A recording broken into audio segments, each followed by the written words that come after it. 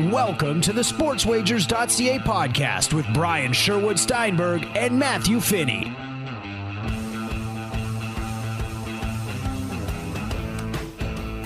Welcome to the Sportswagers.ca podcast. I'm the man behind the board, Matthew Finney. Of course, joined this week and every week by Brian Sherwood Steinberg. All those great free daily write-ups over at Sportswagers.ca. Good day, Brian. How you doing? I'm doing good, Matt. You know, I'm watching the NHL last night. I'm watching one of the games, and one of the play-by-play guys was talking about this season, and he mentioned that there was 82 rookies in the league this year, which is the highest number ever. It's really incredible. I mean, these guys come in so well prepped. They're so prepared to play in the NHL. They don't look a bit out of place. I don't know if you saw the goal that Dan Weiss scored last night for Philadelphia. Nolan Patrick set it up. It was a thing of beauty. It was just, these guys are so good. They're so talented. You know, the talent level in the NHL has never been better. The game is great. But you know what drives me crazy is these referees. They're giving out penalties for guys, not setting up right in the face-off zone. You know, they're throwing them out. Just every time there's a face-off, they're throwing them out, you know? And if the guy commits 2 infractions, I don't even know what it is. I mean, they just drop the goddamn puck, right? If they commit to, like I saw a penalty last night for a guy not getting lined up correctly in the face-off zone. Like, are you kidding me? You know? Can you imagine, like, in a playoff game, like that happens and a guy takes a penalty and they lose a game because of a playoff infraction? It's just so ridiculous, you know? Like, I don't know. Like, they have rule changes every single year in the NHL. Like, you think it was a complicated game. It's not. You know, there's 3 lines. You're either offside or you're onside. You either score or you don't. And they're making rule changes to a very simple game. And it's maddening to watch sometimes. Well, you see it every year. There's a mandate down from the league. It always starts, hot at the start of the year, whether it's the obstruction or whatever it happens to be. You always see the new rules come down. They enforce it hard and fast. And by the time we get to the playoffs, the end of the year, I mean, they're going to be cheating in the face-off circle. They're going to be on top of each other. They're going to be fighting and duking it out. And there's no way they're calling a penalty in the playoffs on something like that. You know, I've said it before, and we've talked about this before. The referees, no matter what sport it is, you know, they want to be part of the show, right? You can't take the human element out of anything, and you see sometimes they make this call, like an adamant call, where the motion for a hooking call or a tripping call, and they do it adamantly, like they're right into it, you know, and the fans are going crazy, and they're just right into it. You know, it's the same in the NFL. They, you know, instead of being in the background, they want to be at the forefront, and it's got to stop. It really has to stop, even in the NFL. You know, there's flags after flags after flags for these non-blatant calls, for these very questionable calls, and they're throwing flags and asking questions later. Like, how many times have you seen them throw a flag, then the refs get together and they discuss it and they pick up the flag and they go, oh, there was no penalty on the play. Well, if there's no penalty on the play, why are you throwing the flag? What the fuck are you throwing the flag for, right? You know, if you don't see something blatant, leave it alone. Just let them play the game, right? So, you know, we talk about nobody being able to predict the outcome of games, Matt. And all these touts and all these people on Twitter are selling picks, are touting certain things. Do you know how nutty that is? Do you know how crazy it is, right? Do you know how a simple 5-yard offside call can change the entire landscape of a game, right? You know, instead of 4th down and 3 and they're punting. I mean, how many times have you seen this? But nobody says anything about it because at the time it seems like nothing. It's 4th and 3 and a team is punting and the defense goes offside, and instead of getting the ball back, it's 1st and 10 and they go down and score, right? And it's 7-0. And it changes absolutely everything.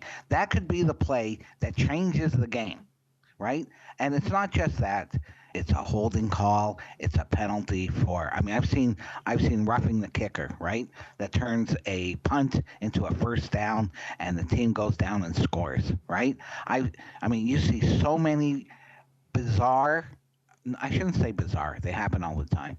You see so many variations, so many intangible calls, so many subjective calls that change the entire landscape of a game.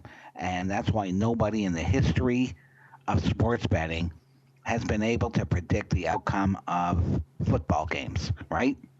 You take the New England Patriots, you know, I mean, this year I don't know, I think they're 3-2. Or is that what their record is, Matt? 3-2? Yeah, I believe so. Yeah, they lost to Carolina. Yeah, they nonetheless, lost to, they could easily be 0-5. We've seen so many fumbles bouncing right into their hands, right? You take all this stuff, fumbles, penalties, tip balls, subjective calls by the referee, right?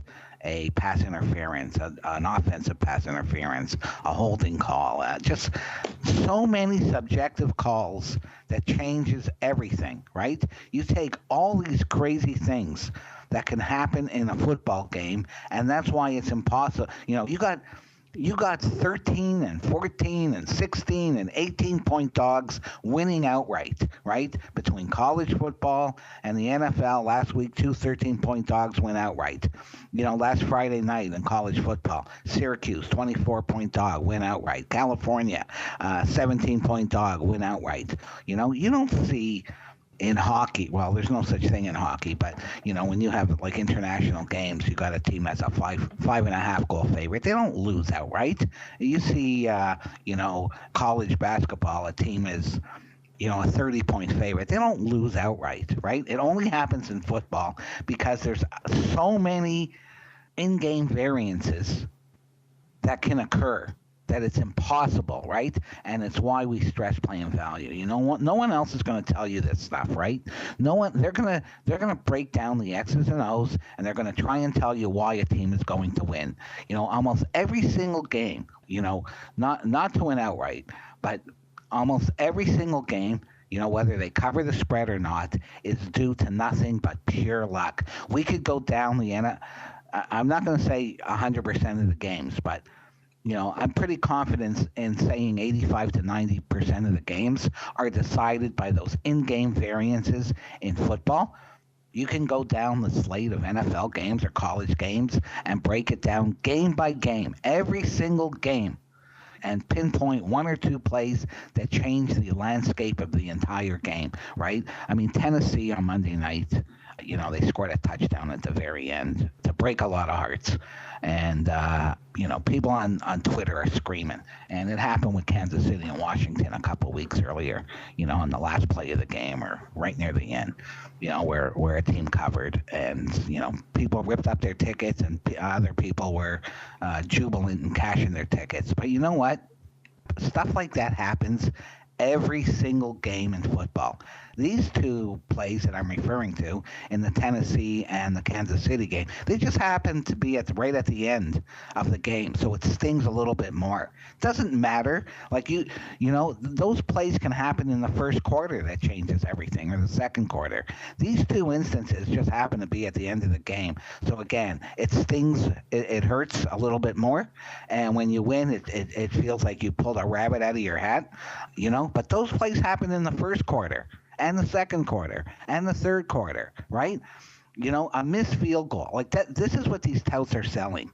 A missed 29-yard field goal that you don't cover the spread on. I can go over so many games in college football last weekend that if you had one team, you don't even understand how lucky you got. Like if you had Minnesota to beat Michigan State, to cover against Michigan State, that game was 30-13, and you're getting 4 points with about 6 minutes to go. About 75 things had to go right for Minnesota to cover that game, and they did, right? I can say the same thing about Georgia Southern and New Mexico. I can go over every single game in the NFL and almost every game that I see in college, and you get the same thing. There's a handful of plays. Usually 1 or 2 or 3 that absolutely change everything, right? But nobody talks about that. They talk about how a team won or lost or. So I'm sure that people, they read the write-up or the write-ups on the website, and they don't follow it blindly. But what our website does, what I try and do, is educate people, right? Just have them think a little bit differently. Have them think a little bit outside the box.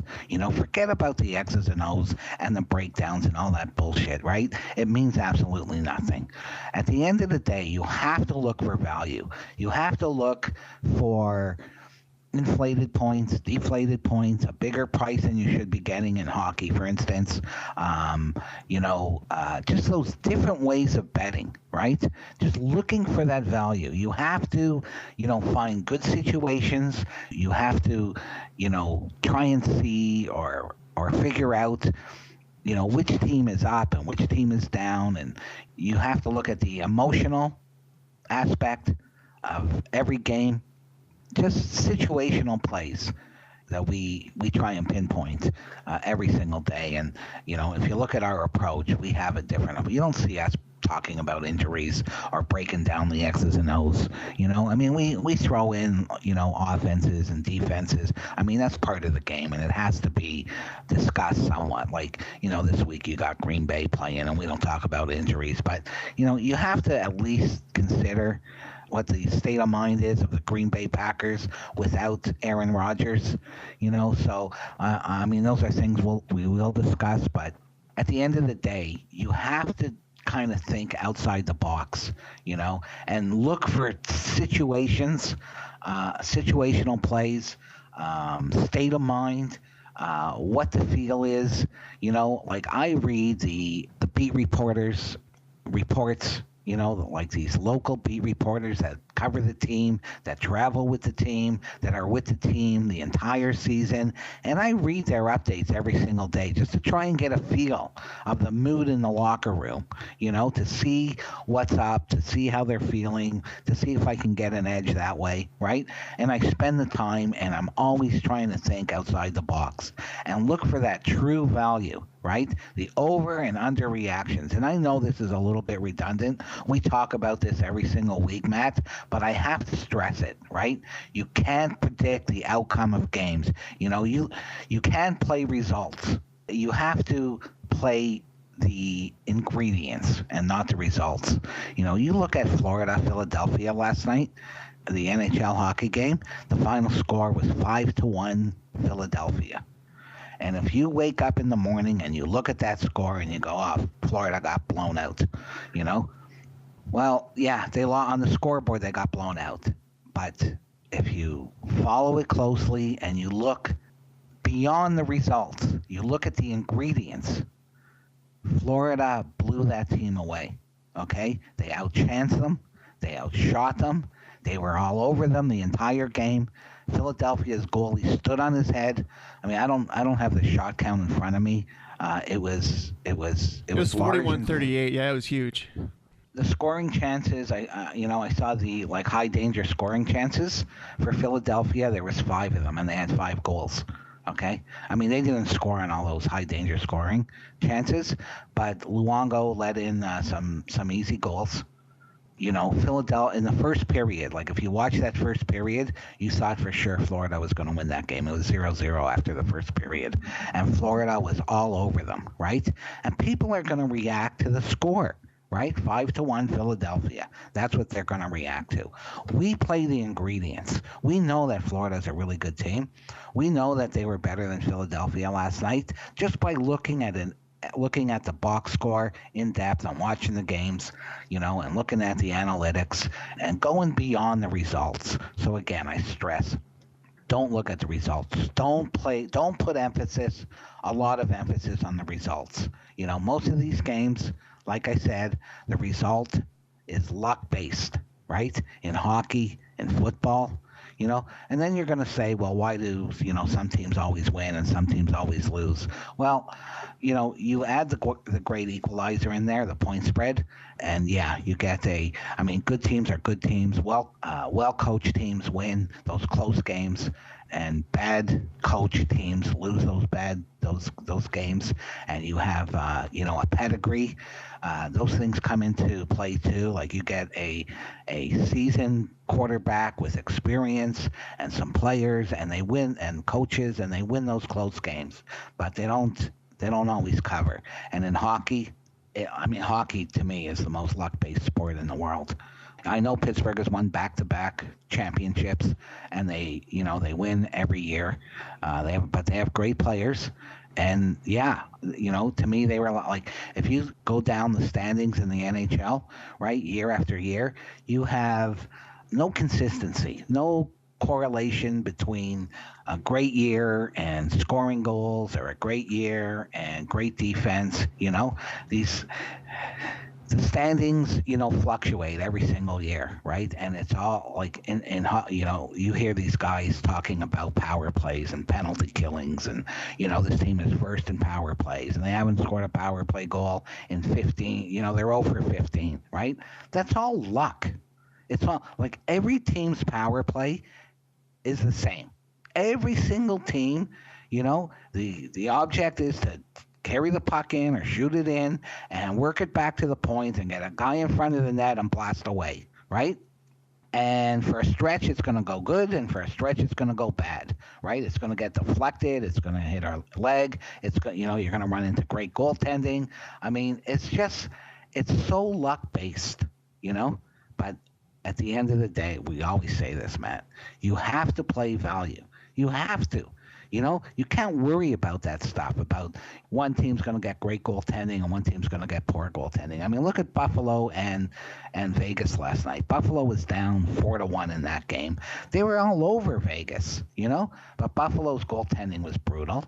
Vegas's goaltending, held up for a while. Buffalo scored 3 goals in the third period in the last 10 minutes and 2 in the last 2 minutes to tie it and send it into overtime where Vegas won. And you're going to tell me that there's, someone can predict that?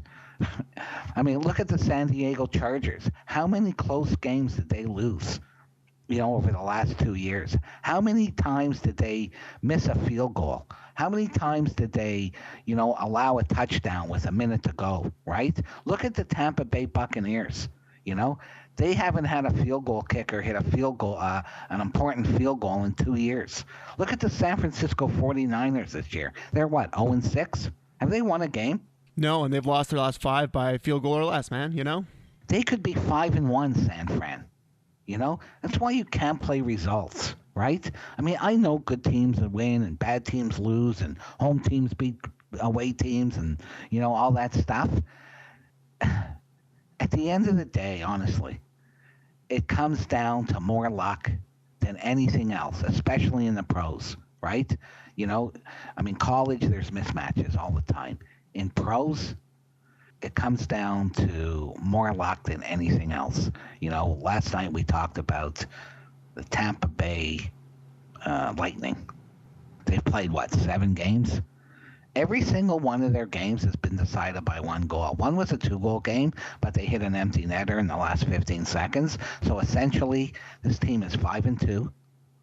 Tampa Bay is 5-2. They could be 0-7. They could be 1-6. They could be 2-5. They could be 3-4 or 4-3, right? Every single result of theirs has been decided by 1 shot, right? If that shot doesn't go in, if that shot hits the post, if one of the opposition shot goes in or it doesn't hit the post, you got an entirely different result, right? So don't play results. Look past the results, put heavy emphasis on the ingredients or the analytics or what that team, the performance on the ice and not the result. And it's really important to do that. And speaking about hockey, I go on the forums. I always like to go on the forums, Matt.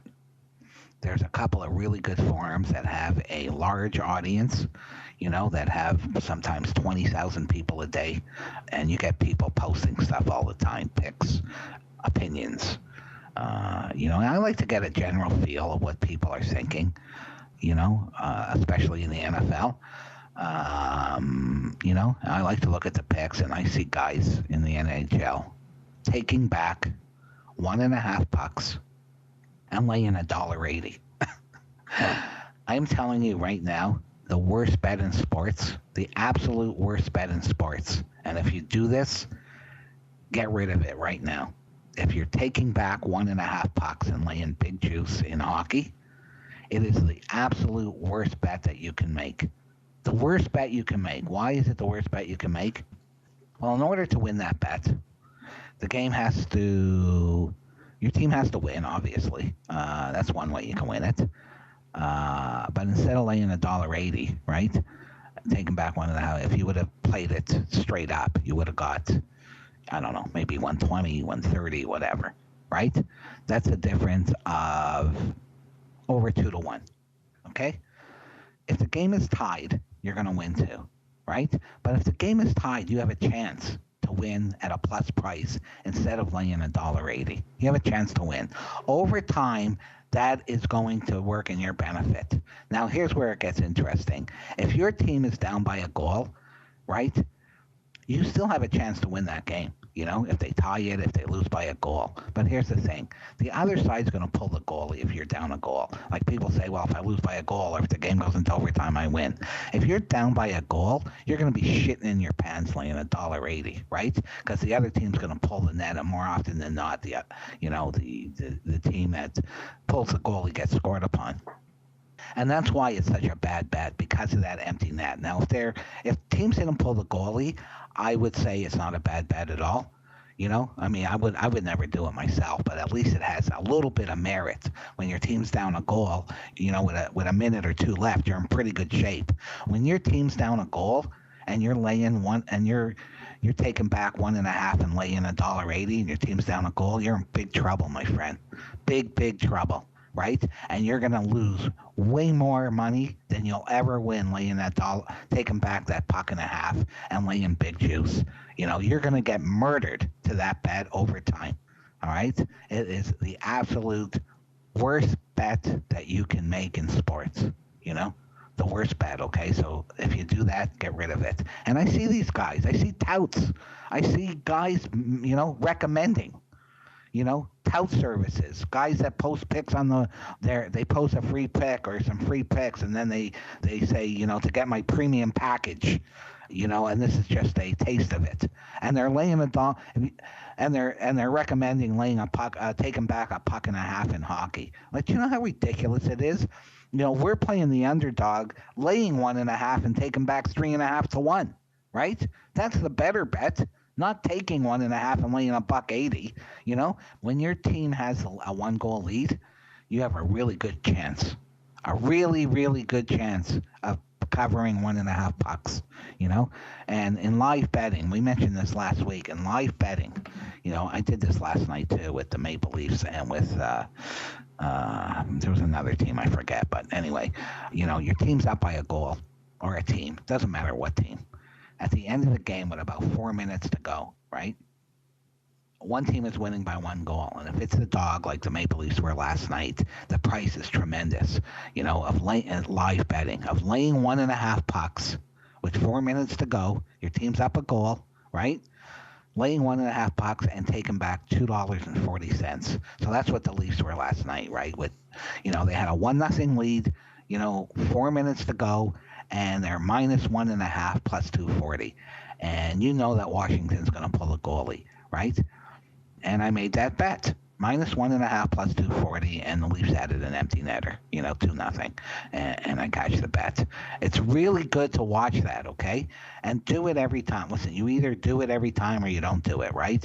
It's really a good bet. Like, almost every time, an empty net goal is scored, Another good thing about playing the empty net is the team that pulls their goalie, they put on their best players, right? For the, if they pull them with, let's say, 2 minutes to go or 2:20 to go, they put on their best players. and they keep those scorers on the ice, right? So if the other team happens to get, the puck or whatever, the team that pulled their goalie, like all those players, they've been on the ice for a while and they're dead tired, so they can't really chase a guy down. Or that's why you see so many empty net goals, right? Because they've been on for like a minute 40 seconds or 2 minutes, constantly, right? And it's hard work, man. Keeping that puck in and fighting in the corners, that's hard work. With about 30 or 40 or 50 seconds left, those guys are pretty tired out there, and you get a really good chance to score that empty netter. So it's a bet worth making, and it's live. Here's the thing with that live betting, though. I do it on Bet365, and they take the game off the board with about 3 minutes to go, right? So you got to do it with about 4 minutes. Right around 3 minutes, they take the game off the board, right? So you got to do it with about, 3.5 minutes to go in the game, before they pull the goalie or before they take it off the board at 365. So it's really a good bet. I recommend it. You can pick 3 or 4 teams, or pick 1 or 2 games a day. You can do it with any game. Like even if it's a 2-goal lead, right? They'll make the line minus 2.5 plus 220, and teams pull the goalie with down 2 also. It might even be better with 2 because they pull the goalie earlier, right? Like if you're down 1 goal, they may pull the goalie with 2 minutes to go. If they're down 2 goals, they'll pull the goalie with 3 minutes to go. So it's probably better on a 2-goal lead than it is a 1-goal lead for that simple reason. So keep your eye out on that. And the last thing I want to cover, Matt, is the NBA, which started yesterday. And honestly, I've never been able to consistently beat the NBA. I've used the same theories I use for other sports. I've tried everything. I follow it closely. I look for spots. I look for angles. I look for situations. I try and find something in the NBA, and I've never had a lot of success. So we don't put up a lot of games. However, I do bet it live. I bet, the NBA live almost every single day. We've had great success in the NBA live. We've run a couple of webinars, and we're going to do that again. So over the next couple of weeks, I'm going to pick a day, and we're going to go through live betting. And I'm going to do it on a day where they have NFL football too. So it'll be like a Thursday night. So we can go over football, or maybe even on a Sunday night. Where there's an NFL game, Sunday NFL game, and a few basketball games. I'm going to pick a good day, and take you through live betting. I'm going to show you the mistakes people make. I'm going to be betting with real money, and I'll show you how I approach it, and why we're able to exploit it and beat it almost every time. I'm really going to educate you on the right way to play live betting, okay? Most people play it wrong, and most people lose. And I'm going to show you the mistakes they make and why they keep losing. And it's going to be a free webinar. Anyone is welcome to join, and I'm going to have that up on my website over the next week or so. And you're all very welcome to join in, Matt. All right, that sounds good. Check out the website, of course, Sportswagers.ca. Give Brian a follow on Twitter as well, at SportsWagers3. You often like to tweet out some live plays from time to time as well. That was a lot, Brian. Is there anything like to add before you get out of here? Did you get, everything off your chest? Yeah, I did. We still have the NHL handicapping contest, which is going to be open for registration till November 1. I think we have 23 contestants right now. Participants, I should say, contestants. Participants. So the prize pool is $2,300. So it'd be nice to get a couple more players.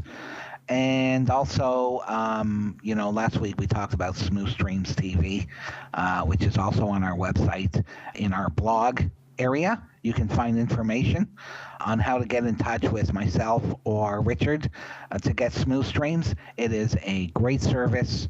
It's a reliable service that gets you all the sports for, a fraction of the price you're paying for cable. You get it all in high definition. It's just, I have it and you have it, and it's such a good service. It's worth having a look at. if you do want it, just get in touch with myself or Richard, and that would be it, Matt.